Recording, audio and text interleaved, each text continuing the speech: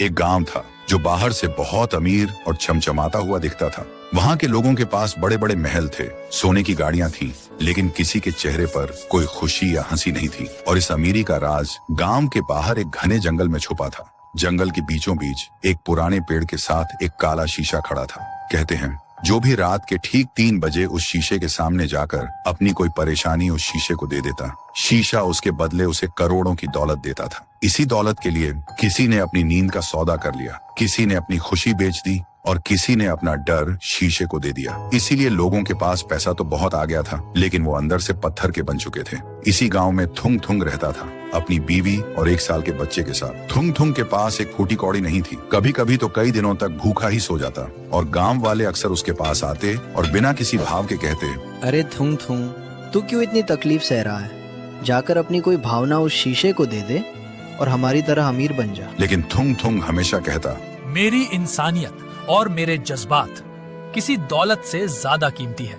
पर कहते हैं ना, गरीबी इंसान को कुछ भी करने पर मजबूर कर देती है। एक दिन थुंग थुंग जब काम से घर लौटा तो उसने देखा उसकी बीवी भूख से हार कर मिट्टी खा रही थी। ये देखते ही थुंग थुंग टूट गया और खुद से ही पूछने लगा, क्या फायदा ऐसी इंसानियत का जब अपना ही परिवार भूखा मर रहा हो। और वो रात के अंधेरे में उस काले शीशे के पास पहुंच ही गया। शीशे के अंदर से एक खौफनाक लाल रोशनी जगमगा रही थी।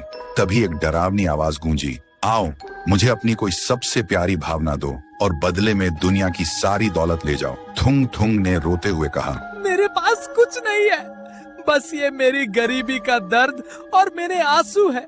यही ले लो और मुझे एक वक्त की रोटी दे दो। जैसे ही थुंग थुंग के आंसू जमीन पर गिरे, अचानक एक जोरदार धमाका हुआ। शीशा अपने आप टूटकर बिखर गया, लेकिन शीशे से कोई दौलत नहीं निकली, बल्कि काले धुएं का एक भयानक बवंडर बाहर निकला। वो कोई और नहीं, रायस्टार की खूंखार और भूखी आत्मा थी, जो सालों से उस शीशे में कैद थी और किसी ऐसे इंसान का इंतजार कर रही थी जिसके अंदर सबसे ज्यादा दर्द हो। तभी रायस्टार की आत्मा हवा में घूमी और सीधा थुंग थुंग के शरीर के अंदर घुस गई। लेकिन जैसे ही वह थुंग थुंग के शरीर में घुसी, थुंग थुंग का शरीर सुनहरा हो गया। अगली सुबह गांव में हाहाकार मच गया। थुंग थुंग एक विशाल रूप ले चुका था और एक ही झटके में उन सारे पत्थर दिल अमीरों के घरों को राख में मिला रहा था। तभी वहाँ एक बाबा आया। बाबा ने अपनी जादुई ढाल आगे करते हुए चिल्लाकर कहा, रुक जाओ रायस्टार, इस बेकसूर थुंग थुंग के शरीर को छोड़ दो।